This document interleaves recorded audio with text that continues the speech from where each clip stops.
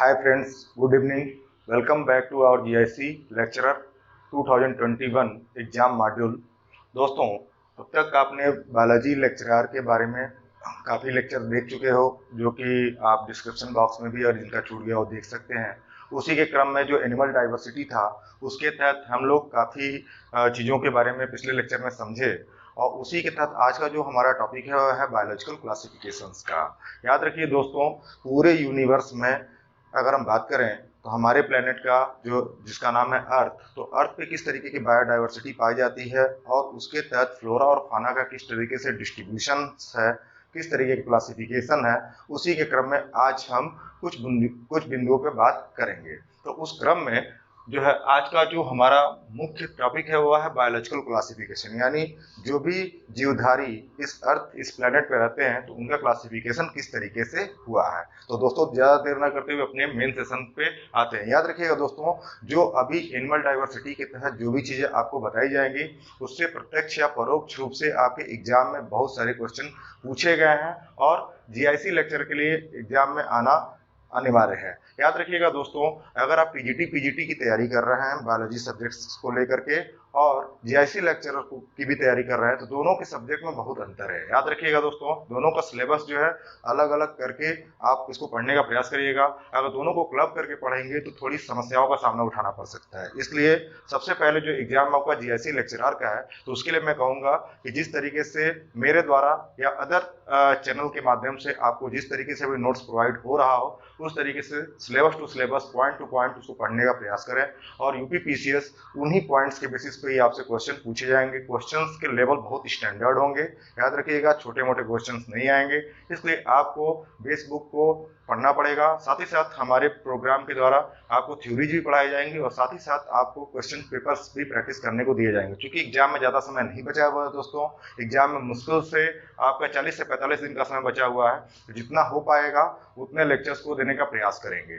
ठीक है दोस्तों, तो ज्यादा देर न करते हुए इस पार्ट को शुरू करते हैं। तो बायोलॉजिकल क्लासिफिकेशंस में याद रखिए कि सबसे पहले जो साइंटिस्ट थे वो थे एरिस्टोटल। एरिस्टोटल, हिंदी में उसका नाम क्या है, अरस्तु।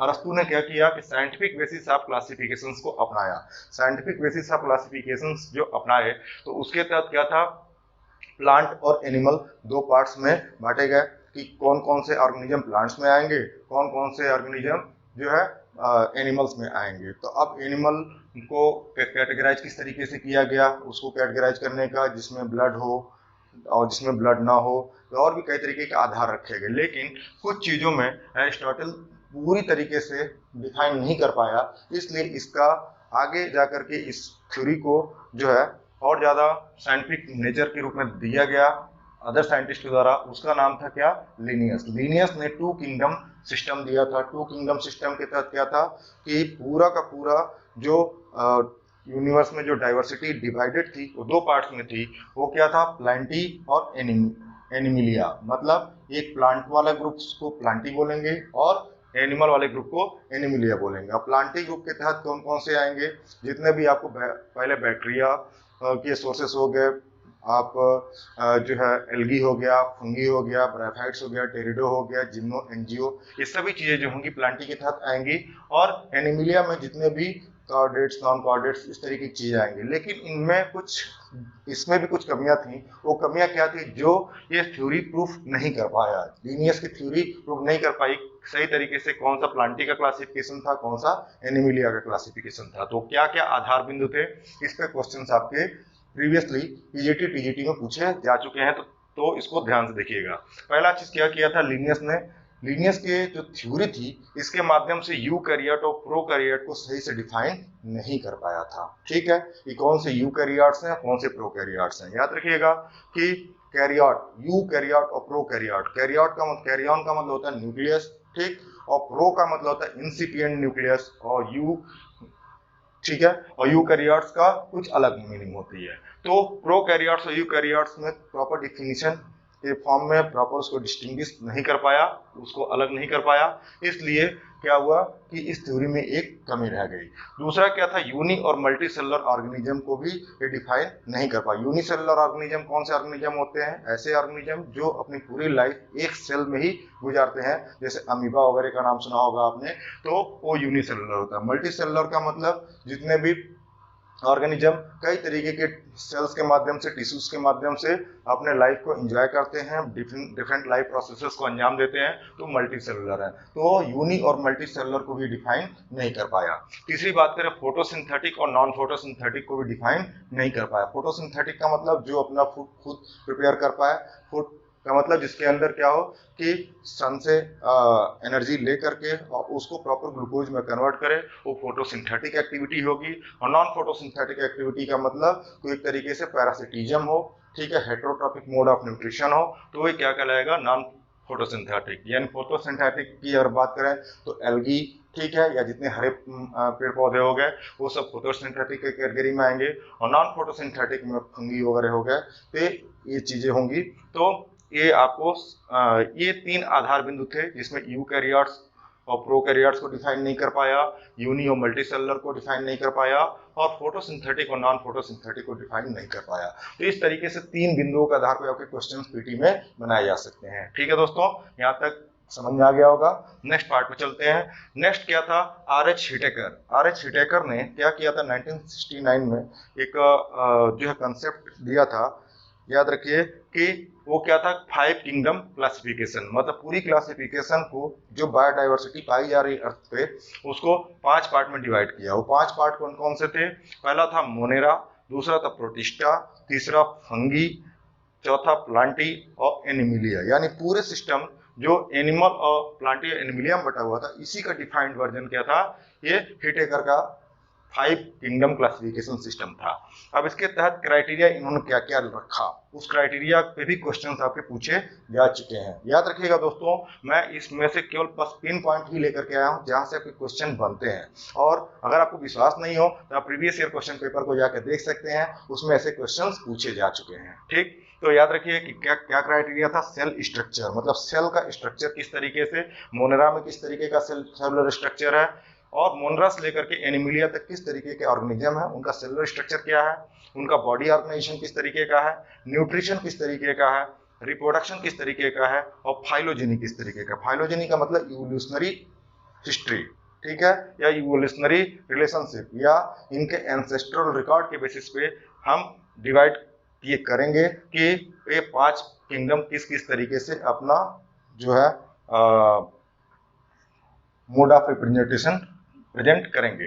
ठीक, इसके साथ साथ प्लांट्स के अंतर्गत किसको किसको रखा गया, याद रखिए कि बैक्टीरिया हो गया, ब्लू ग्रीन एल्गी यानी साइनोबैक्टीरिया हो गया, फंगी हो गया, मॉस हो गया, फर्न हो गया, जिम्नोस्पर्म हो गया, एंजियोस्पर्म हो गया, ये सभी जो थे ये प्लांटी ग्रुप के तहत आते थे। ठीक, अब इसमें खास बात क्या थी दोस्तों, खास बात ये थी कि इन सभी मेंबर्स के अंदर एक सेल वॉल का पाया जाना जो है देखा गया। यानी सेल वॉल का मतलब क्या है, इनके जो है इनके शरीर के चारों तरफ एक लेयर होती थी जिसको सेल वॉल बोला जाता था। तो जितने भी ये हरे पौधे हो गए, इनके चारों तरफ सेल वॉल। लेकिन ये बैक्टीरिया के केस में थोड़ा कुछ अलग दिखेगा, जो कि हम मोनेरा किंगडम में आपको बताएंगे। ठीक, इसके साथ साथ प्रोटिस्टा की बात की गई। प्रोटिस्टा में याद रखिएगा कि यूनिसेलुलर यूकैरियोट्स ऐसे थे कि जो यूनिसेलुलर के रूप में थे, यानी अमीबा हो गया, पैरामीशियम हो गया, इस तरीके का क्लेमाइडोमोनास हो गया। तो ये सभी जो चीजें थी वो प्रोटिस्टा ग्रुप में रखी गई। ठीक, यहाँ तक चीजें समझ में आ गई होंगी दोस्तों।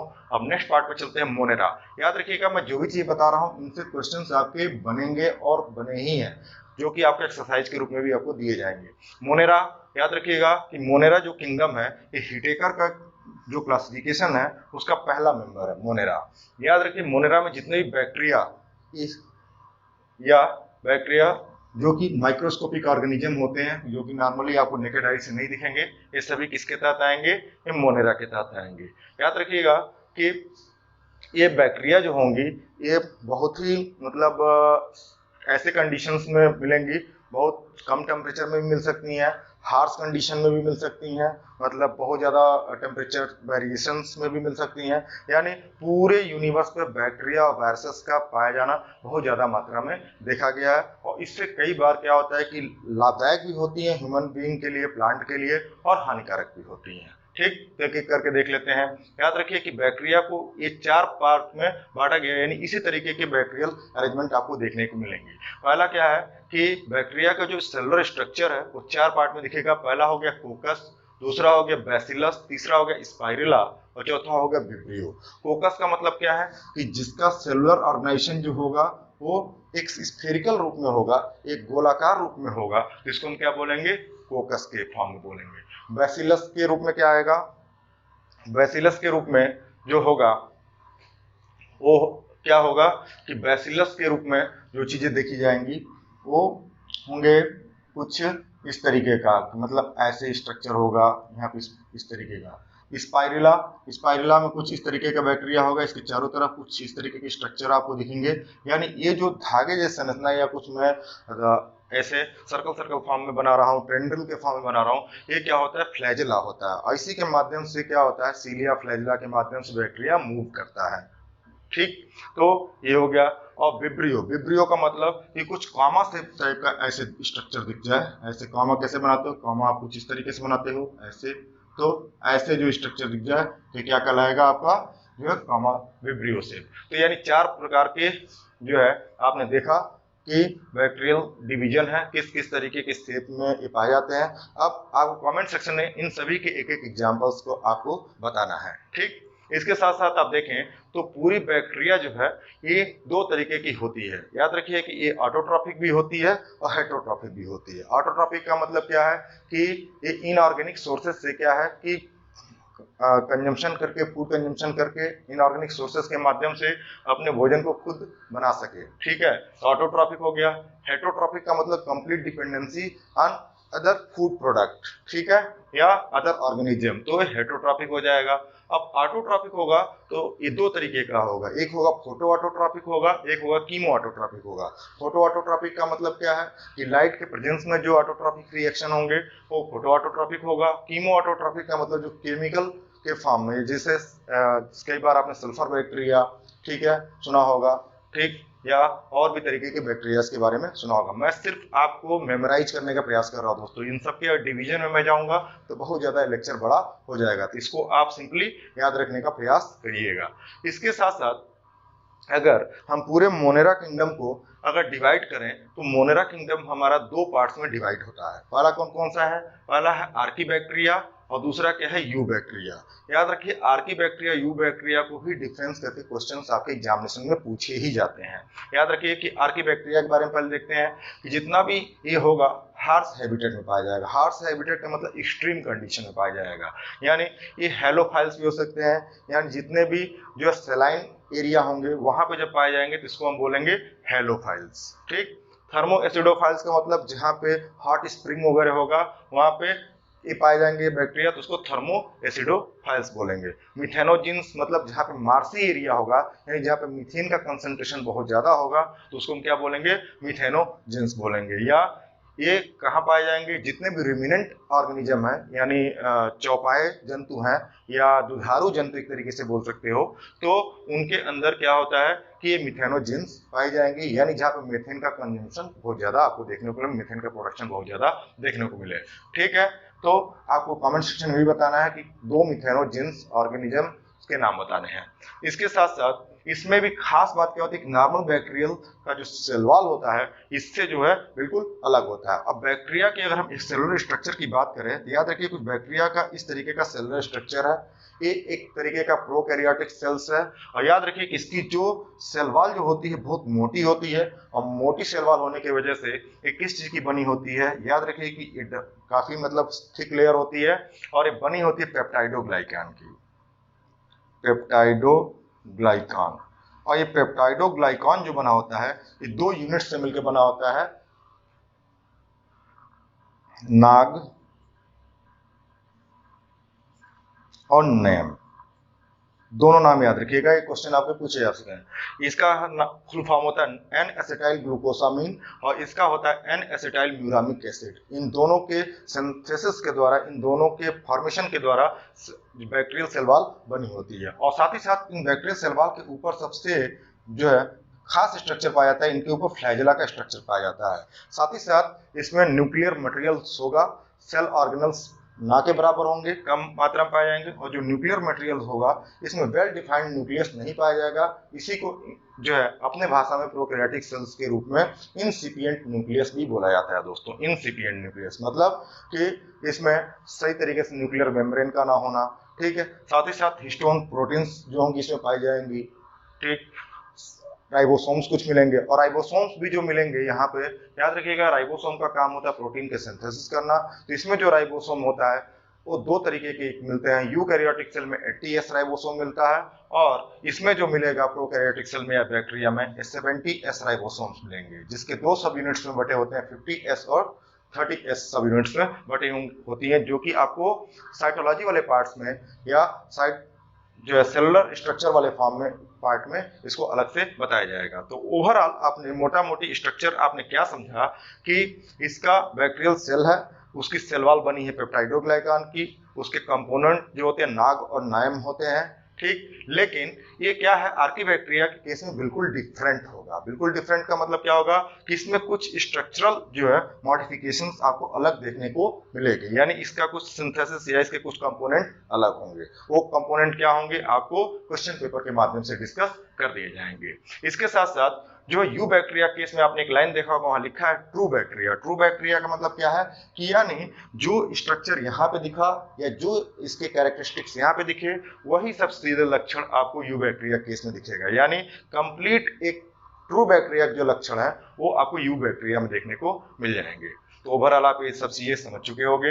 अब याद रखिए कि ट्रू बैक्टीरिया में क्या आता है, साइनोबैक्टीरिया। साइनोबैक्टीरिया क्या होता है, इसी को ब्लू ग्रीन एल्गी बोलते हैं। याद रखिएगा साइनोबैक्टीरिया एक तरीके का ब्लू ग्रीन एल्गी है, यानी एक एल्गी, और एल्गी के अंदर खास प्रॉपर्टी क्या पाई जाएगी कि ऑटोट्रॉपिक होगा। और याद रखिए कि दुनिया का लगभग 98% जो एल्गी 98% जो फोटोसिंथेसिस होता है वह एल्गी के माध्यम से होता है। यानी जितने भी समुद्री इलाके हैं वहां पे जो एल्गी पाए जाएंगे, और एल्गी कितने तरीके की होंगी जो आगे के लेक्चर में आपको बताएंगे एल्गी किस तरीके से होंगी।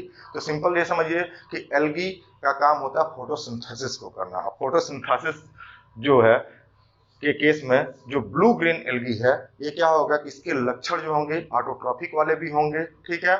और साथ ही साथ ये कुछ बैक्टीरियल स्ट्रक्चर्स को भी शो करेगा। अब याद रखिए कि इसमें क्या क्या खास बातें हैं, इसको समझ लीजिए। इसमें क्लोरोफिल ए पाया जाएगा और ये फोटोसिंथेसिस का काम करेगा, अपना फूड खुद बनाएगा। इसके साथ साथ ये कीमोसिंथेसिस भी करेगा। कीमोसिंथेसिस करने का मतलब क्या है, या नाइट्रेट, नाइट्राइट, अमोनिया, इन सभी का ऑक्सीडेशन करेगा और कहीं न कहीं न्यूट्रिएंट रिसाइकलिंग में मदद करेगा। यानी एक तरीके से न्यूट्रिएंट रिसाइकलिंग में या बायोजियोकेमिकल साइक्लिंग में क्या करेगा, ये मदद करेगा बैक्टीरिया के माध्यम से। यानी आपने सुना होगा अमोनिया से नाइट्रेट में बदलना, नाइट्रेट से नाइट्राइट में बदलना। तो ये पूरा कन्वर्जन किसके माध्यम से होता है, इन्हीं बैक्टीरियल सिंथेसिस के माध्यम से होता है। इसके साथ साथ साइनोबैक्टीरिया का जो स्ट्रक्चर है, इसमें खास एक स्ट्रक्चर आपको देखने को मिलेगा, वो है हेट्रोसिस्ट के बारे में। हेट्रोसिस्ट दोस्तों क्या होता है, हेट्रोसिस्ट के बारे में अगर जो हम आपको बताएं तो याद रखिए कि हेट्रोसिस्ट का काम जो होता है नाइट्रोजन फिक्सेशन करने का काम करता है। और चूंकि साइनोबैक्टीरिया एक तरीके का एल्गी है तो याद रखिए कि ये जो कुछ स्ट्रक्चर इस तरीके से बनेगा, यानी कुछ स्ट्रक्चर सेलुलर स्ट्रक्चर ऐसे बनेंगे, ठीक है। और इसी के बीच में यहाँ पे ऐसे, ठीक है, फिर ऐसे, ठीक। ये जो होंगे सब यूनिट्स होंगे आपका क्या हो गई, ये जो है फिलामेंट्स हो गए, ठीक है। यहाँ पे जो बना कुछ इस तरीके का स्ट्रक्चर आपको देखने को मिला, ठीक है। यानी या हेट्रोसिस्ट का काम करता है। हेट्रोसिस्ट के अंदर क्या होंगे, कुछ फोटो रिसेप्टर्स लगे होंगे जो कि फोटो मतलब लाइट एनर्जी को लेगा, एब्जॉर्ब करेगा, एब्जॉर्ब करने के साथ ये फोटोसिंथेसिस करने का काम करेगा और नाइट्रोजन को फिक्स करने का काम करेगा। नाइट्रोजन फिक्सेशन, यानी सिंपली कोई पूछे हेट्रोसिस्ट की फंक्शनिंग क्या है, तो नाइट्रोजन को फिक्स करने का काम करता है। यानी पूरा का पूरा बायोलॉजिकल किंगडम में आप देखोगे कि साइनोबैक्टीरिया के अंदर जो पाया जाता है हेट्रोसिस्ट, वो नाइट्रोजन फिक्सेशन करने का काम करता है। और इसके पूरे शरीर के चारों तरफ एक जो सीथ पाई जाती है वो होती है म्यूसिलेजिनियस सीथ, यानी एक तरीके का जो है चिपचिपा पदार्थ आपको देखने को मिलेगा। तो ओवरऑल ये चीजें आप समझ में आ गई होंगी। इसके साथ साथ कुछ बैक्टीरिया जो होती हैं वो हेटरोट्रॉपिक बैक्टीरिया भी होती है। हेटरोट्रॉपिक का मतलब क्या होता है कि जिसकी डिपेंडेंसी किसी और के ऊपर हो, खुद अपना फूड ना बनाए। तो हेटरोट्रॉपिक बैक्टीरिया में वो क्या हो सकती हैं कि कुछ डिजीज कॉजिंग भी हो सकती हैं, मतलब वो पैथोजेनिक हो सकता है, जैसे कॉलरा, टाइफाइड, इस तरीके का जो नाम सुनोगे तो वो पैथोजन वाला होगा। नाइट्रोजन फिक्सेशन करने का काम राइजोबियम का नाम सुना होगा, राइजोबियम लेगुमिनिसोरम का नाम सुना होगा। तो क्या करता है कि जितने भी लेगुमिनस कुल के प्लांट होते हैं, लेगुमिनस फैमिली के प्लांट होते हैं, तो उनके रूट्स में क्या करता है कि नाइट्रोजन को सिंथेसिस करने का काम करता है। और इसके लिए एक जीन का प्रयोग किया जाता है, याद रखिएगा उस जीन का नाम क्या होता है, निफ जीन। ठीक है, ये चीजें सभी क्वेश्चन पूछे जा चुके हैं आपको एग्जाम में। इसके साथ साथ हेटरोट्रॉपिक बैक्टीरिया के अंतर्गत डिकम्पोजर्स भी आते हैं, यानी जितने भी डेड रिमेन्स हैं उनको तोड़ने का काम कौन करेगा, वो बैक्टीरिया करेगी। तो उस वो डिकम्पोजर की कैटेगरी में आएंगे। दूसरी चीज क्या है, कर्ड मेकिंग में, यानी मिल्क से कर्ड के फॉर्मेशन होने में ये क्या होगा कि ये बैक्टीरिया हेटरोट्रॉपिक बैक्टीरिया ही काम आएगी, या इसको आप देख सकते हो। इसके साथ साथ एंटीबायोटिक्स बनाने में भी इसका बहुत ज्यादा यूज होता है। तो ओवरऑल आपने एक क्लियर कट डिफरेंस देख लिया आर्की बैक्टीरिया और यू बैक्टीरिया में क्या मुख्य अंतर होता है। इसके साथ साथ मैं एक चीज जो पिछले वाले पार्ट्स में मोनेरा शुरू करने के पहले मैं भूल गया था, उसको मैं बता देना चाहता हूँ।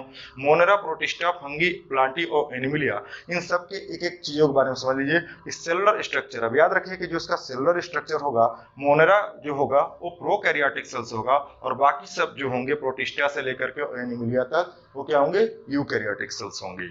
इसके साथ साथ सेल वॉल की अगर हम बात करें तो याद रखिए कि मोनेरा में मैंने पहले ही बताया कि इसका cell wall normal plant cell wall से बिल्कुल डिफरेंट होता है। नॉर्मल प्लांट सेल जो होता है सेलुलोज की बनी होती है, लेकिन इसकी सेल वॉल जो होती है पेप्टाइडोग्लाइकन की बनी होती है, सेलुलोजिक होती है, और भी कई तरीके का पॉलीसैकेराइड्स, अमीनो एसिड्स, इन सब से मिलकर के बनी होती है। ठीक, दूसरी चीज क्या है कि अगर यही चीज आप प्रोटिस्टा में देख लो तो वहां पे कुछ हद तक सेलुलर स्ट्रक्चर, उसका सेल वॉल का स्ट्रक्चर कुछ अलग होता है। ठीक, लेकिन फंगी का अगर केस अगर देखोगे तो इसकी सेल वॉल जो बनी होगी वो किसकी बनी होगी, वो काइटिन की बनी होगी। ठीक है, जितनी बातें मैं बोल रहा हूँ उसको आप नोट्स कर लीजिएगा, एग्जाम में पक्का क्वेश्चंस जनरेट होंगे। ठीक है, इसके साथ साथ प्लांटी में सेलुलोज की बनी होगी सेल वॉल, और एनिमिलिया में सेल वॉल का कंसेप्ट नहीं पाया जाता है। इसके साथ साथ न्यूक्लियर मेम्ब्रेन की बात करें, न्यूक्लियर मेम्ब्रेन याद रखिएगा कि मोनेरा के केस में न्यूक्लियर मेम्ब्रेन जो होती है वो एब्सेंट होती है या इंसिपिएंट फॉर्म में पाई जाती है, जो कि मैं पहले बता चुका हूँ। बाकी सभी में ये वेल डिफाइंड फॉर्म में मिलेगा। इसके साथ बॉडी ऑर्गेनाइजेशन की बात करें, बॉडी ऑर्गेनाइजेशन याद रखिएगा कि मोनेरा और प्रोटिस्टा ये क्या होती हैं, ये सेलुलर होती हैं, मतलब छोटे छोटे सेल से मिलकर के बनी होती हैं। लेकिन इसके आगे आप देखोगे कि फंगी से लेकर के एनिमिलिया तक क्या है कि फंगी आपका मल्टी सेलुलर ऑर्गेनिज्म हो जाएगा। ठीक है, और छोटे छोटे लूज टिश्यूज पाए जाएंगे, और बाकी दोनों जो होंगे ये टिश्यू लेवल ऑर्गेनाइजेशन आपको देखने को मिलेंगे। टिश्यू का मतलब क्या होता है, group of cells performing same function. ठीक है, ये टिश्यूज हो गए। तीसरा लास्ट जो है मोड ऑफ न्यूट्रिशन की बात करें तो याद रखिए कि यहाँ पे भी आपने देखा मोनेरा के केस में ऑटोट्रॉपिक हेटरोट्रॉपिक न्यूट्रिशन हो गया। इसके साथ साथ प्रोटिस्टा में भी ऑटोट्रॉपिक भी होगा न्यूट्रिशन और हेटरोट्रॉपिक मोड ऑफ न्यूट्रिशन होगा। इसके साथ साथ फंगी के केस में चीजें बदल जाएंगी, एक कंप्लीटली हेटरोट्रॉपिक न्यूट्रिशन होगा, सेप्रोफिटिक होगा। ठीक है, यानी यहाँ पे कोई ऑटोट्रॉपिक का कंसेप्ट नहीं पाया जाएगा। इसके साथ साथ प्लांटी के केस में ऑटोट्रॉपिक होगा, मतलब अपना फूड खुद बनाएंगे, और एनिमिलिया जो होगा वो कंप्लीटली हेटरोट्रॉपिक होगा, और यहाँ पर जो न्यूट्रिशन होगा वो होलोजोइक न्यूट्रिशन होगा। तो ओवरऑल आपने पूरी चीजों को समझ में आ गई होंगी कि क्या क्या कैसे कैसे है। अब इसके बाद से इसका जो नेक्स्ट पार्ट जो है ये प्रोटिस्टा को बताने का प्रयास करेंगे। प्रोटिस्टा के बारे में याद रखिए कि कुछ कुछ मोटे बुलेट पॉइंट्स है जिसको आप याद कर लीजिए। पहली चीज क्या है कि सिंगल सेल यूकैरियोट्स होंगे। यूकैरियोट्स का मतलब जिसके अंदर वेल डिफाइंड सेल ऑर्गेनल्स होंगे। ठीक है, एक डिफरेंट सेल वॉल होगी या सेल मेम्ब्रेन होगा। ठीक है, तो ये सिंगल सेल यूकैरियोट्स हैं, मतलब इनकी पूरी लाइफ प्रोसेसेस एक सिंगल सेल में हो जाती है। इसके साथ साथ एक्वेटिक होते हैं, कंप्लीटली एक्वेटिक मिलेंगे। वेल डिफाइंड न्यूक्लियस होगा। ठीक है, इसका न्यूक्लियस वेल डिफाइंड होगा, मतलब उसका प्रॉपर न्यूक्लियर मेम्ब्रेन होगा। ठीक है, न्यूक्लियोलस होगा, ठीक, न्यूक्लियर पोर्स होंगे और भी तमाम तरीके उसके अंदर कुछ अपना जेनेटिक मटेरियल होगा। ये सभी चीजें वेल डिफाइंड न्यूक्लियस के अंतर्गत आएंगी। मेम्ब्रेन बाउंडेड ऑर्गेनल्स होंगे, ऑर्गेनल्स जो पाए जाएंगे मेम्ब्रेन बाउंडेड होंगे। इसके साथ साथ फ्लैजेला और सीलिया पाई जाएगी। फ्लैजेला और सीलिया जो पाई जाती है बॉडी के कवरिंग के ऊपर पाई जाती है, जिससे कि इसका सेलुलर मूवमेंट हो सके। ठीक है, अब इसके माध्यम से क्या होता है कि 21 फॉर्म में अरेंज होते हैं, 9+2 अरेंजमेंट के रूप में ये प्रदर्शित होते हैं। ये आगे आपको बताया जाएगा कि 9+2 अरेंजमेंट होता क्या है। इसके साथ साथ रिप्रोडक्शन जो होता है, रिप्रोडक्शन का मतलब अपने ही जैसे संतान पैदा करना है, क्या कहलाता है, रिप्रोडक्शन, यानी लाइक वाइज लाइक। ठीक, और ये सेक्सुअल और एसेक्सुअल दोनों मोड्स में ये होते हैं। तो क्लियरली आपने किंगडम प्रोटिस्टा की कुछ फीचर्स देखे। अब ये प्रोटिस्टा जो है किंगडम जो है ये कितने डिवीजन में बांटा गया है, ये मुख्यतः 5 डिवीजन में बांटा गया है। पहला क्या है, क्राइसोफाइट्स है, दूसरा डायनोफ्लैजेलेट्स है, तीसरा यूग्लिनॉइड्स है और चौथा स्लाइम मोल्ड्स है, पांचवा प्रोटोजोअन्स है। इनसे क्वेश्चंस बहुत ज्यादा आपके बनेंगे एग्जाम में। इसके कुछ फीचर्स को आप अच्छे से समझ लें।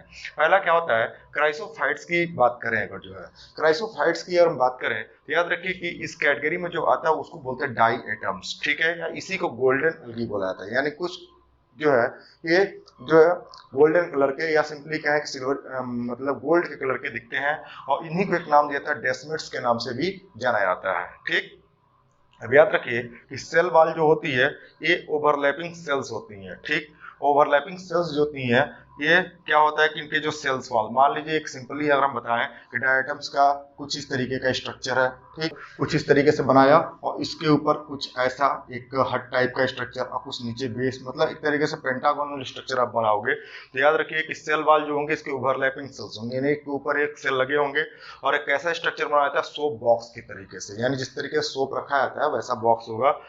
ठीक, अब इसमें खास बात क्या रखिए कि सोप बॉक्स जैसा इसका होगा, ओवरलैपिंग सेल्स होंगी, और साथ ही साथ इसकी कैरेक्टरिस्टिक्स फीचर क्या होती है कि इसके वॉल के अंदर यानी इसके वॉल में एक डिपोजिशन होता है किसका, वो होता है सिलिका का। ठीक है, सिलिका का फॉर्मूला क्या होता है, SiO2 होता है, और इसके वजह से ये क्या होता है कि डाई एटोमेसियस रॉक के रूप में भी जाना जाता है। सबसे खास बात, अब देखिए जितने पॉइंट्स मैंने लिखे हैं इन सभी पे भी क्वेश्चंस पूछा जाता है।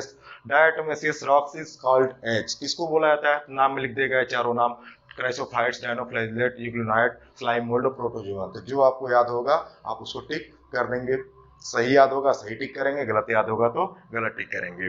अब इसका यूज क्या है, यूज्ड इन पॉलिशिंग, पॉलिशिंग में जितना पॉलिश बनाने में इसका यूज करते हैं उसको पॉलिशिंग में यूज करते हैं, फिल्ट्रेशन ऑफ ऑयल, ऑयल को फिल्ट्रेट करने में यूज करते हैं, और सिरप बनाने में इसका यूज किया जाता है। तो पहला यूजेज आपने देख लिया। इसके साथ साथ डायनोफ्लैजेलेट की बात करें, याद रखिए कि ये मरीन होते हैं और फोटोसिंथेटिक होते हैं, और डाई एटम्स भी जो होती हैं ये भी मरीन ही होती हैं, मतलब ये समुद्री पानी में पाया जाता है। और ये क्या है, यहाँ पे इसके बारे में कुछ और चीज नहीं बताई गई हैं, जितनी लिखी उतनी इंफॉर्मेशन है। यहाँ पे फोटोसिंथेटिक भी हो सकते हैं कुछ सेल्स जो होंगी। इसके साथ साथ ये येलो, ग्रीन, ब्लू और रेड कलर के रूप में मिलते हैं। सेल वॉल जो होता है इसका स्टिफ सेलुलोज प्लेट्स के रूप में पाया जाता है। स्टिफ का मतलब क्या होता है कि एक तरीके से धसा हुआ या चिपटा हुआ अवस्था होता है, यानी एक दूसरे में सटा हुआ होता है। और याद रखिए कि यहाँ सेलुलोज प्लेट्स जो होती हैं वो क्या होती है कि एक तरीके से सेल वॉल जो होती है कई लेयर्ड होंगी और सेलुलोज प्लेट्स के रूप में पाई जाएंगी। ठीक, अब डायनोफ्लैजेलेट्स के बारे में एक और खास चीज याद रखिए कि इसमें जो रेड डायनोफ्लैजेलेट्स पाया जाता है उसी को गॉनी ऑलेक्स भी बोला जाता है। और इसका सबसे खास चीज क्या है कि इसको रेड टाइड के रूप में यूज किया जाता है। रेड टाइड के रूप में क्या आता है कि आसानी से ये अपना रिप्रोडक्शन करता रहता है और तेजी से अपने स्ट्रक्चर्स को बदलता रहता है। तो ये क्या है कि रेड टाइड के रूप में इसको जाना जाता है, और इसी से कुछ टॉक्सिन्स निकलती हैं, कुछ टॉक्सिन्स हमेशा निकलती रहती है बॉडी से। इससे क्या होता है, खतरा होता है कुछ फिशेस वगैरह को जो होती हैं समुद्री एरिया में, उनको मारने के भी काम में आता है या इसको मार देता है, टॉक्सिन्स के माध्यम से मर जाते हैं। इसके साथ यूग्लिनॉइड के बारे में बात करें, यानी जो यूग्लिना जो है वो जो प्रोटिस्ट है उसको उस कैटेगरी के अंतर्गत क्या होगा। अब एक एक चीज के बारे में डिस्टिंक्शन करते चलिएगा। यहाँ पे मरीन था, यहाँ पे मरीन था, यहाँ पे फ्रेश वाटर में, यानी ये पाया जाएगा फ्रेश वाटर के केस में, यानी कोई साल्टी वाटर नहीं होगा। इसके साथ साथ क्या होगा कि यहाँ पे जो सेल वॉल की जो लेयर होती है उसमें नॉर्मल जो कंपोनेंट, जैसे आपने पढ़ा होगा कि नॉर्मल जो सेल वॉल जो होता है उसमें सेलुलोज होते हैं, वहां पे सेलुलोज की जगह पे क्या होगा, प्रोटीन का लेयर होगा। और प्रोटीन किसकी जगह पे, सेल वॉल की जगह प्रोटीन रिच लेयर होगा। और ये रिच लेयर किसका निर्माण कर देंगे, चारों तरफ, बॉडी के चारों तरफ एक लेयर निर्माण कर देंगे जिसका नाम होगा पेलिकल। पेलिकल के माध्यम से क्या होगा, ये बॉडी को फ्लेक्सिबल बना देगा। यानी कुछ इस तरीके का स्ट्रक्चर आप देखोगे कि ऐसे जो स्ट्रक्चर इसका बनेगा कुछ स्लिपरी टाइप का, ऐसे, ठीक है, ऐसे बन जाएगा, मतलब इसका स्ट्रक्चर चेंज होता रहेगा। और कुछ उसके अंदर ऐसे, कुछ ऐसे ऐसे, ये इसके क्या होंगे, फ्लैजला होंगे जिसके माध्यम से मूव करेगा। ठीक, तो सिंपल, ये पेलिकल किसके माध्यम से बनता है, प्रोटीन रिच लेयर के माध्यम से बनता है। सेल वॉल रहेगा तो सख्त रहेगा, उसको शेप नहीं उतना उस तरीके का मिल पाएगा। पेलिकल रहेगा तो आसानी से अपनी बॉडी को मूव करता रहेगा। और इसके अंतर्गत कौन सा मेंबर आता है, यूग्लिना आता है, और इसके अंदर फोटोसिंथेटिक एक्टिविटी पाई जाती है। याद रखिए कि यूग्लिना जब फोटोरिसेप्टर सेल्स सन्स के प्रेजेंस में रहेंगे तब फोटोसिंथेटिक काम करेगा, और उसके एब्सेंस में क्या होगा, फोटोसिंथेटिक काम नहीं करेगा। इसके साथ साथ स्लाइम मोल्ड की बात करें, ये बहुत ज्यादा पूछा गया आपके एग्जामिनेशंस में, नेट वगैरह में बहुत ज्यादा पूछा जाता है। याद रखिए कि इसके सिंपल जो चीजें हैं, स्लाइम मोल्ड ये सैप्रोफिटिक होते हैं। सैप्रोफिटिक का मतलब क्या होता है कि जो है दूसरे पर डिपेंडेंट रहते हैं और उसी से अपने जो न्यूट्रिशन गेन करते हैं। या सिंपली क्या है कि ऐसे प्रोटोप्लाज्म से जहां से कुछ ये नरिशमेंट ले सके, इसकी कैटेगरी में फंगी वगैरह आती हैं। ठीक है, इसके साथ बॉडी, इसके साथ है body move through decay twigs leaves. Body किसके थ्रू मूव करता है कि जितने भी ट्विग्स होती हैं, लीव्स होती हैं जो कि सड़ गल गई रहती हैं, उन्हीं के थ्रू क्या होता है, ये मूव करता रहता है। और इसकी खास बात क्या होती है एक स्लाइम मोल्ड के अंदर कि इनका बॉडी जो स्ट्रक्चर होता है ये एग्रीगेशन का फॉर्म करते हैं। छोटे छोटे टुकड़े मिलकर के एक छोटा बड़ा सा एक जो स्ट्रक्चर बना लेगा, सर्कुलर भी हो सकता है, किसी भी शेप में हो सकता है। तो उस एग्रीगेशन को क्या कहते हैं, ये प्लाज्मोडियम कहा जाता है। अब इसके आधार पर भी एक क्वेश्चंस पूछे जा चुके हैं। इसके तहत क्या है कि फ्लोटिंग बॉडी ऑन टॉप, यानी इसकी जो बॉडी स्ट्रक्चर होती है, मान लो बॉडी स्ट्रक्चर कुछ इस तरीके से रहा और बाद में कुछ इस तरीके से बन गया, तो इसका जो टॉप जो स्ट्रक्चर रहेगा, इसी टॉप स्ट्रक्चर्स पे क्या होंगे, स्पोर्स का जो है फॉर्मेशन होगा, और यही क्या कहलाती है, फ्लोटिंग बॉडी कहलाती है। और यही स्पोर आगे जा करके टूट करके स्पोरोजेनेसिस की प्रोसेस करेगा या रिप्रोडक्शन में मदद करेगा। और इसके साथ साथ इसके ट्रू वॉल्स पाई जाती हैं, ट्रू वॉल्स इसके पूरे बॉडी के ऊपर पाई जाती हैं। इतनी बातें आप याद रखिएगा। नेक्स्ट क्या है, प्रोटोजुआंस के बारे में। प्रोटोजुआंस जो होते हैं हेटेरोट्रॉफ पैरासाइट्स होती हैं। हेटेरोट्रॉफ का मतलब क्या है, एक होता है ऑटोट्रॉफ जो सेल्फ अपना फूड प्रिपेयर करे, हेटेरोट्रॉफ जिसकी डिपेंडेंसी दूसरे को हो, ठीक, और ये पैरासिटिक होते हैं। इसमें 4 तरीके के प्रोटोजोन्स आपको देखने को मिलेंगे। पहला क्या होगा, अमीबॉइड होगा, दूसरा फ्लैजिलेटेड होगा, तीसरा सिलिएटेड होगा, और चौथा स्पोरोजोन होगा। अमीबॉइड के केस में क्या होगा, सिलिका सेल्स पाई जाएंगी, ये भी मरीन होंगी, ठीक है। साथ ही साथ बॉडी मूवमेंट करने के लिए स्यूडोपोडिया का मदद लेते हैं। स्यूडोपोडिया के माध्यम से क्या होता है, बॉडी मूव करता है, और समुद्री इलाकों में अपने जो प्रे का मतलब सिंपली क्या है कि अपने भोज्य पदार्थ का ये ढूंढने का काम किसके माध्यम से, स्यूडोपोडिया के माध्यम से करते हैं। इसमें होलोजोइक न्यूट्रिशन वगैरह पाया जाता है। इसके तहत क्या होगा, अमीबा और एंट अमीबा इसके अंतर्गत मेंबर होगा।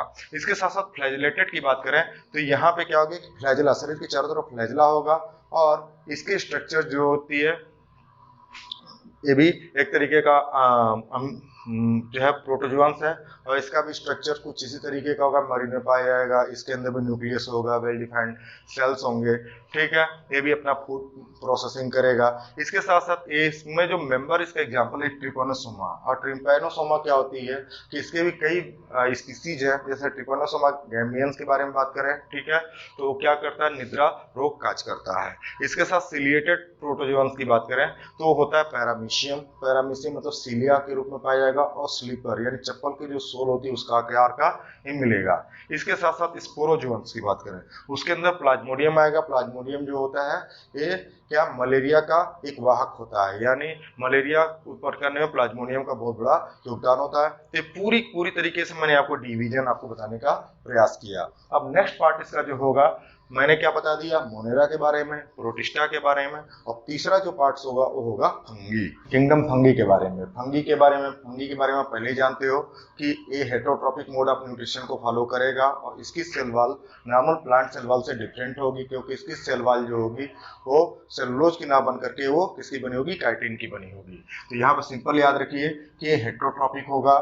दूसरी चीज यूनिसेलुलर है, और यूनिसेलुलर में कुछ ईस्ट वगैरह का एग्जांपल आप देख सकते हो। ईस्ट का मतलब क्या है कि सिंपली जो है इसका बियर बनाने में यूज होता है, ब्रेड बनाने में यूज होता है। तो एक तरीके का यूनिसेलुलर जो है ये फंगी है। दूसरा क्या है, डिजीज की बात करें। डिजीज, फंगी मुख्य रूप से डिजीज काज करती है किसके अंदर, प्लांट के अंदर, एनिमल के अंदर, और भी तमाम ऑर्गेनिजम्स, निमेटोड्स हो गए या और भी ऑर्गेनिजम्स आप माइक्रोब्स हो गए, उनको भी काज करती है। ये फंगल डिजीज के माध्यम से बोला जाता है। इसी को इसकी स्टडी जिस माध्यम से की जाती है उसको हम बोलते हैं प्लांट पैथोलॉजी के रूप में इसको स्टडी करते हैं। तो याद रखिएगा प्लांट पैथोलॉजी भी आपके जीआईसी लेक्चरर एग्जाम के सिलेबस में मेंशन्ड है, जो कि आपको आगे बताया जाएगा। अब इसके साथ साथ ये क्या है कि डिजीज जो काज करेगी, जैसे हम बात करें कि आप जो ग्राउंड नट के लीफ पे या उसके पॉड पे या उसके फ्रूट्स पे कुछ आपको धब्बे दिखेंगे तो उसको हम क्या बोलते हैं, ग्राउंड नट डिजीज बोला जाता है। पक्सीनिया जो ग्रैमिनिस, ये भी क्या होगा, आपका प्लांट डिजीज हो गया। और भी कई तरीके के सिट्रस कैंकर हो गया, ये सभी जो चीजें होंगी आपके ये फंगल डिजीज में आएंगी। ठीक, इसके साथ इसका डिस्ट्रीब्यूशन जो होता है कॉस्मोपॉलिटन है। कॉस्मोपॉलिटन का मतलब ये एयर में भी पाया जाएगा, ये वाटर में भी पाया जाएगा, ये जो है नॉर्मल कहीं पे भी आपको मिल सकते हैं, यानी पूरे यूनिवर्स में आपको फंगल डिजीजेज मिलेंगे। लेकिन सिंपल सी क्या है कि फंगस और फंगस के डिजीजेज, लेकिन इसको पर्याप्त मात्रा में न्यूट्रिशन जब तक नहीं मिलेगा तब तक ये एक्टिव नहीं होगा। ठीक है, या उसको उस तरीके का प्रोटोप्लाज्म नहीं मिलेगा तब तक ये एक्टिव नहीं होगा। अब इसके स्ट्रक्चर के बारे में देखते हैं। याद रखिए दोस्तों, इसके स्ट्रक्चर को देखें तो इसका स्ट्रक्चर कुछ फिलामेंटस होता है। फिलामेंट मतलब कुछ इस तरीके के दिखेंगे, फिलामेंटस ऐसे ऐसे आपको दिख जाएंगे। ठीक, फिलामेंटस होगा। बॉडी लॉन्ग थ्रेड लाइक, मतलब बॉडी जो होगी इसमें थ्रेड लाइक हाइफी पाए जाएंगे। हाइफी का मतलब कुछ, अगर जो एक मैं फंगस का स्ट्रक्चर बनाऊं नॉर्मल ऐसे ऐसे कुछ करके, इस तरीके का स्ट्रक्चर, ऐसे ऐसे ऐसे, मतलब एक तरीके से आपने जो मकड़ी का जाला देखा होगा वैसे स्ट्रक्चर आपको इसमें देखने को इस तरीके से मिलेंगे। अब इसके कुछ फीचर्स हैं, इसको समझते हैं। आईने के ऊपर आप देखोगे ऐसे ऐसे कुछ ऐसे ऐसे स्ट्रक्चर्स, आप अपने बॉटनी वाले सेक्शन में जब आपने फंगस के बारे में स्टडी की होगी तो उसको पढ़ा होगा। बस मेरा काम आपको मेमोराइज कराना है। ठीक है, तो याद रखिए कि इसमें ये फिलामेंटस होगा, बॉडी लॉन्ग थ्रेड लाइक होगा, तो इसको हम क्या बोलेंगे, यही जो थ्रेड लाइक स्ट्रक्चर्स होते हैं इसको हम बोलते हैं हाइफी। और यही हाइफी क्या करता है कि अपना नरिशमेंट क्या करता है, लिविंग प्रोटोप्लाज्म से चूसने का प्रयास करता है या उससे लेने का प्रयास करता है। ठीक है, अब याद रखिए कि यही हाइफी जब नेटवर्क के फॉर्म में होगी या एक तरीके से मकड़ी के जाले के रूप में होगी तो इसको हम क्या बोलेंगे, माइसीलियम बोला जाएगा। ठीक, एकदम छोटे छोटे टर्म है, इसको याद रखिए। हाइफा जो है या हाइफी जो भी होंगे एक कॉन्टिन्यूअस ट्यूब के तरीके से, यानी कुछ इस तरीके के दिख रहा है तो ये ट्यूब लाइक स्ट्रक्चर, ऐसे ऐसे ऐसे ट्यूब जैसे स्ट्रक्चर। ये किससे भरे होंगे, मल्टी न्यूक्लिएटेड साइटोप्लाज्म, मतलब मल्टी न्यूक्लिएटेड, इसके अंदर न्यूक्लियस खूब ज्यादा होंगे और मल्टी न्यूक्लिएटेड साइटोप्लाज्म होगा, तो उस कंडीशन को बोलेंगे सिनोसिटिक हाइफी। ठीक है, और जब नॉर्मल कंडीशन में होंगे तो नॉर्मल हाइफी होंगे। याद रखिए, अब इनके बीच में जो क्रॉस लिंकिंग पाई जा रही है, यानी कि जो है एक एक हाइफी के बीच में छोटे छोटे जो पार्टीशंस बनाए जा रहे हैं, इसी को हम बोलते हैं सेप्टा या इसी को क्रॉस वॉल्ड बोला जाता है। तो किसमें मिलता है, हाइफा के अंतर्गत मिलता है। याद रखिए कि सेल वॉल जो होती है इसकी बनी होती है किसकी, काइटिन और पॉलीसेकेराइड की, जो कि बहुत बार आपसे एग्जाम में पूछा जा चुका है किसकी बनी होती है। इसके साथ फंगी के बारे में एक और खास चीज देखें तो ये हेटेरोट्रॉपिक है, absorb soluble materials from dead substrate. Dead substrate से क्या होता है, ये सॉल्युबल मटेरियल को जब फॉर्म करता लेता है इसको हम बोलते हैं सैप्रोफाइट्स। ठीक है, जितने ऑर्गेनिज्म मर गए होते हैं उनसे जब अपना कुछ नरिशमेंट ले, कुछ अपना सब मटेरियल्स ले, तो उसको हम बोलेंगे saprophytes. Depend on plant and animal, जब प्लांट और एनिमल के ऊपर ये डिपेंडेंट रहता है और उसको डिजीज काज करता है तो इसको हम क्या नाम देते हैं, पैरासाइट का नाम देते हैं। ठीक, याद रखिए कि जब ये सिम्बियोटिक रूप में होगा, एसिम्प्टिक रूप का मतलब क्या होता है कि जब एक ऑर्गेनिज्म दूसरे ऑर्गेनिज्म एक साथ ऐसे अवस्था में रहे जो एक दूसरे को लाभ पहुंचाएं और अपना नरिशमेंट भी गेन करें, तो उसको हम बोलते हैं सिम्बियोटिक कंडीशन। सिम्बियोटिक कंडीशन में याद रखिए कि एक एग्जांपल होता है लाइकेन के बारे में। लाइकेन क्या होता है, जब एल्गी और फंगी साथ साथ रहे तो उसको हम क्या बोलेंगे, वो कंडीशन लाइकेन की कंडीशन होती है। और याद रखिए कि लाइकेन जो होते हैं इंडिकेटर होता है पॉल्यूशन का, यानी सल्फर डाइऑक्साइड वगैरह या तमाम जो मतलब गैस रिलीजेज होती है इन्वायरमेंट में, तो उसके ही माध्यम से क्या होता है कि इंडिकेशन का काम करता है कि यहाँ पॉल्यूशन है या नहीं है। तो एल्गी का काम क्या है, लाइकेन में एल्गी क्या करेगा, फोटोसिंथेसिस का काम करेगा, और फंगी जो होगा उसके लिए मिनरल्स और वाटर का इंतजाम करेगा, और इस तरीके से दोनों एक दूसरे को सहयोग प्रदान करते हैं। तो इस कंडीशन को क्या बोलते हैं, सिम्बियोटिक रिलेशनशिप बोलते हैं। जब यही सिम्बियोसिस जो होगा और रूट ऑफ हायर प्लांट में, मतलब हायर प्लांट के रूप में जब सिम्बियोटिक रिलेशन होगा, उसी को हम क्या बोलते हैं, माइकोराइजा या माइकोराइजल एसोसिएशन भी बोला जाता है। अब इसमें याद रखिए रिप्रोडक्शन। रिप्रोडक्शन जो होता है ये कई तरीके के होते हैं। पहला होता है वेजिटेटिव हो सकता है, सेक्सुअल हो सकता है, एसेक्सुअल हो सकता है। वेजिटेटिव रिप्रोडक्शन मतलब प्लांट पार्ट को या इस फंगल पार्ट्स को कट करके जो है या उसके टूटे हुए पार्ट से जब नया पार्ट बन जाए तो उसी को हम बोलेंगे वेजिटेटिव रिप्रोडक्शन। ये फ्रेगमेंटेशन के रूप में भी हो सकता है, फिजन के रूप में हो सकता है और बडिंग के रूप में हो सकता है। इसके साथ साथ एसेक्सुअल रिप्रोडक्शन को देखें तो वह कोनिडिया, स्पोरेंजियोफोर और जू स्पोर के माध्यम से होता है। याद रखिएगा, ये टर्म याद रखिएगा, इसी के रूप में आपके एग्जाम में क्वेश्चन पूछी जा चुके हैं जो कि आपको एक्सरसाइज के रूप में दिए जाएंगे। इसके साथ साथ सेक्सुअल रिप्रोडक्शन देखें तो ऊ स्पोर, एस्कोस्पोर और बेसिडियो स्पोर्स के रूप में जिस तरीके की क्लासेस के मेंबर्स होंगे, जिस फंगल ऑर्गेनिज्म के बारे में आप पढ़ोगे तो वैसा वैसा उसका नाम जो होगा याद हो जाएगा। तो इसको मैं सिंपली इसको बता इसलिए रहा हूँ कि आप इसको एक तरीके से लर्न कर लें। इसके साथ सेक्सुअल रिप्रोडक्शन के प्रोसेस को समझें। सेक्सुअल रिप्रोडक्शन की जो प्रोसेस होती है फंगस के अंदर या फंगी के अंदर, वो 3 तरीके के मेथड्स में होती है। पहला जो होता है फ्यूजन ऑफ प्रोटोप्लास्ट। प्रोटोप्लास्ट क्या होता है दोस्तों, याद रखिए कि सेल के चारों तरफ जो लेयर होती है, बाहरी लेयर, वो क्या होती है, किसकी, सेल वॉल की, और सेल वॉल की जो लेयर होती है उसी से चिपका हुआ एक लेयर होता है, उसी को बोलते हैं प्रोटोप्लाज्म। ठीक, या उसी सिंपली बोल सकते हैं प्लांट के केस में प्रोटोप्लास्ट। तो उस प्रोटोप्लास्ट का यानी fusion of protoplast, motile and non motile gamete, यानी फंगस का जो सेल है उसके चारों तरफ का जो प्रोटोप्लास्ट जो है उसके फ्यूजन से, जो कि मोटाइल और नॉन मोटाइल गैमेट्स के रूप में हो, तो उस कंडीशंस को बोलेंगे हम प्लाज्मोगैमी बोला जाएगा। ठीक है, यानी प्लाज्मोगैमी यानी प्रोटोप्लास्ट की फ्यूजन से जब बना तो प्लाज्मोगैमी हुआ। और जब न्यूक्लियस की फ्यूजन से बना, यानी एक फंगस का एक न्यूक्लियाई और दूसरे न्यूक्लियाई एक दूसरे से मिले तो उसको हम क्या बोलेंगे, कैरियोगैमी। ठीक है, कैरियो का मतलब होता है न्यूक्लियस और जब जुड़ने का मतलब हो जाएगा कैरियोगैमी यानी फ्यूजन। उसके साथ मियोसिस। मियोसिस याद रखिएगा, जब भी होगा तो इसमें 2 अलग अलग प्रोन्यूक्लियाई जुड़ेंगे और उससे जाइगोट का निर्माण होगा और लास्ट में जाकर के हैप्लॉइड स्पोर्स का भी फॉर्मेशन होगा। अब एक कंडीशन ऐसी आती है कि एक जगह हैप्लॉइड स्पोर हो गया, लेकिन ऐसी कंडीशन जहां पे अलग अलग जो है न्यूक्लियाई मिल करके, यानी एक न्यूक्लियाई यहाँ पे एन हो गई और यहाँ पे एन हो गई, दोनों मिल करके 2n बना लें तो इसको डाई कैरियन बोला जाता है। इसी को डाई कैरियो फेज बोला जाता है। जैसा कि आप पक्सिनिया, ग्रामिनेस टिटिसाई वगैरह के एग्जांपल्स में आप इसको देख सकते हो, तो वहां पे इस नाम को डाई कैरियोफेज के भी रूप में जाना जाता है। तो याद रखिए ये पूरा फंगस के स्ट्रक्चर के बारे में, उसके रिप्रोडक्शन के बारे में आपने समझा। अब फंगस के या फंगी के जो क्लासेस कौन कौन से डिवाइडेड हैं उनके बारे में थोड़ा सा आप स्टडी कर लेंगे तो आपके पूरा का पूरा एक फंगल डिवीजन के बारे में आपको पता चल जाएगा। फंगी का जो डिवीजन किया गया क्लासेस में किस तरीके से, इन 4 पार्ट्स में किए गए हैं, फाइकोमाइसिटीज में, एस्कोमाइसिटीज में, बेसिडियोमाइसिटीज में और ड्यूट्रोमाइसिटीज में। ये 4 पार्ट्स में बांटे गए हैं दोस्तों। इन 4 पार्ट की क्या क्या खास विशेषताएं हैं, इनसे लगभग हर एग्जाम में टीजीटी पीजीटी में तो इसकी भरमार होती है, बहुत ज्यादा क्वेश्चन इससे पूछे गए हैं। तो इसको एक एक करके आप देखते जाइए।